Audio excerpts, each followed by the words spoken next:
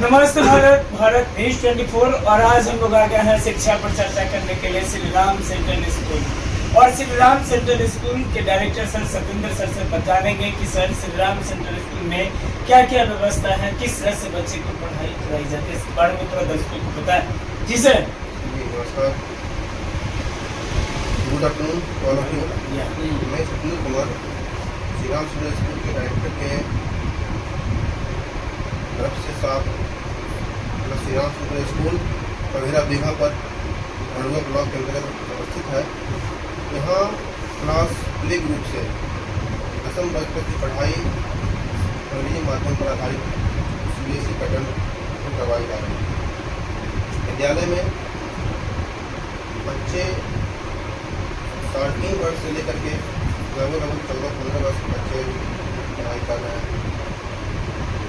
पढ़ाई का एजेंडा जो मार्केट में गवर्नमेंट के तहत अवेलेबल करवाई गई है, तो जो भी उनकी गाइडलाइंस हैं उसको अक्षरशः पालन करते हुए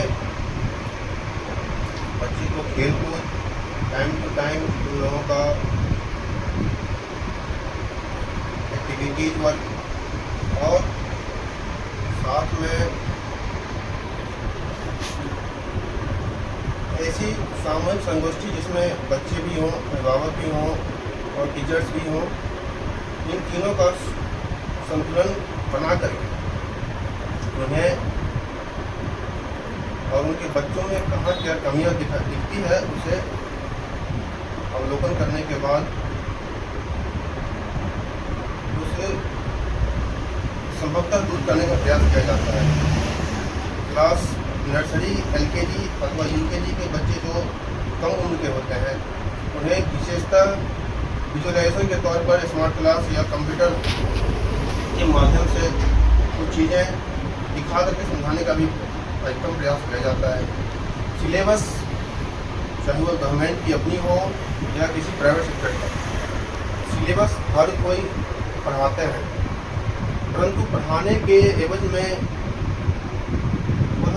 बच्चे तक कैसे दिमाग में पहुंचाया जाए, बच्चे उसे कैसे पढ़ना सीखें, इस पर थोड़ा ज़्यादा फोकस किया जाता है। क्योंकि हमारा विद्यालय ग्रामीण क्षेत्र से बिलोंग करता है। यहाँ सबसे बड़ी बात होती है भाषा का पकड़। जो भाषा ग्रामीण क्षेत्र में है, बच्चे हमारे पास 5 घंटे 6 घंटे के लिए आते हैं, उसके बाद फिर वह वही उसी माहौल में जाते हैं जहाँ की अन्य ऐसे बच्चे जो अब तक स्कूल नहीं पहुंच पाते हैं, उनके संपर्क में आकर कुछ चीज़ों को पुनः उस कैटेगरी को फॉलो कर लेते हैं जो उन्हें नहीं करना चाहिए। जैसे तरह का और एक्टिविटी जो समाज से अभी भी वंचित हैं, स्कूल से वंचित बच्चे हैं, उन्हें शिक्षा का अब तक अभाव है, वो ना ही सरकारी में पहुँच पाते हैं ना ही प्राइवेट में। तो बच्चों को टाइम टू टाइम असेंबली के दौरान इन चीज़ों को अवगत कराया जाता है कि आप कैसे संपर्क में रहें, किन बच्चों के किन गार्जियन के संपर्क में हों। सुबह उठें तो आपसे कोई बात करें या ना करें, एटलीस्ट आप उनसे नमस्ते गुड मॉर्निंग है, जो भी आपका कर्तव्य बनता है आप बोल करके उन तक पहुंच सकते हैं। आपके एक नमस्कार प्रणाम करने से सामने वाले के दिमाग में होता है कि बच्चों का समाज के लोगों के प्रति कुछ न कुछ भावना है। इसमें होता क्या है कि हमें कोई टोके या न टोके, यदि हम किसी रूप में कहीं से कुछ कहते हैं तो हमें आशीर्वाद के रूप में ही 2-4 बातें उनसे और भी ज्ञान की मिल जाती है। मैं बराबर असेंबली के दौरान बच्चों को इन सब चीज़ों को फॉलो करवाते रहता हूँ। पेरेंट्स से चीज़ों का फीडबैक लिया जाता है। बच्चे हैं उनका क्या है कि डेली का एक ही चीज़ों को जब तक डिप्रेशन नहीं होगा तब तक वो चीज़ों को फॉलो नहीं कर पाते। सर कहाँ पर स्कूल लोकेटेड है और बताया जाए सर कितने बच्चे अभी विद्यालय में हैं? हमारा विद्यालय हड़ुआ ब्लॉक पटना जिला के अंदर पवेरा बाजार कहिए या पवेरा पंचायत जी, ये मतलब कि पवेरा में ही ये बियामा के रोड पे पवेरी मोड़ से बियामा के रोड पे पवेरा बाजार के पास अवस्थित है ये विद्यालय। यहाँ पर मैं पिछले 4 वर्षों से हूँ।